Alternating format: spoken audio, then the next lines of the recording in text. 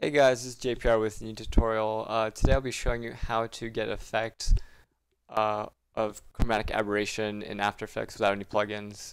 There's a lot of good plugins to do this effect, maybe better than the way I'm showing you. But if you don't have access to those plugins or you can't buy them, this is a good way to get this kind of effect. And if you don't know what chromatic aberration is, it's a artifact a bit that happens in cameras where around the edges you start to see the colors separate, and that's just because sometimes it's the quality of the glass. The higher quality of the glass, you don't see it, but depending on how expensive it is and whatnot, it will decrease that artifact. But a lot of times in 3D and whatnot, they add that kind of effect to add realism. Yeah, so one way I have it set up is to only happen on the edges like it does in real life, and then another where it happens everywhere if that's your desired effect. So we see that it's magenta here, green here.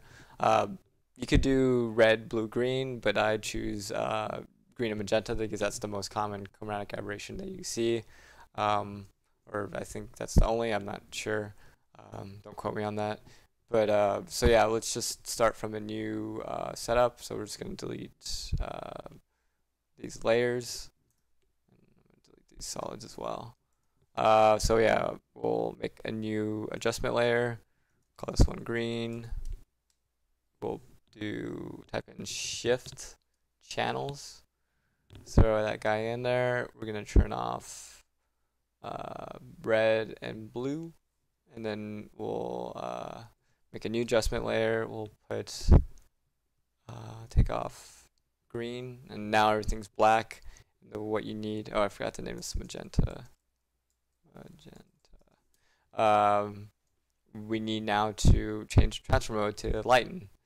So we see that the image is completely normal. Turn it on and off.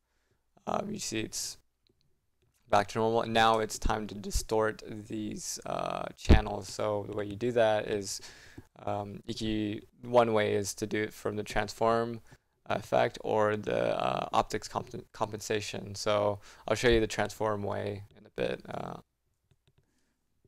we'll throw that guy in there. We'll set it to 10 or whatever you desire, and then we'll go to the green. We'll set it there, but we're going to reverse the lens distortion so it goes the other way.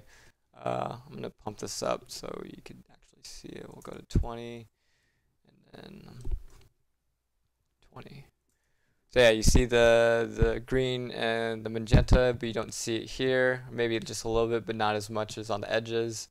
But bad thing is you see the image starts to disappear or get scaled down. So we're going to make another adjustment layer and call this one scale. We'll get the transform effect, and then we're going to scale it to 102. So it's scaled up all the way. So that's how you do it the first way. The second way is we'll delete these optics compensations. We'll put in transform.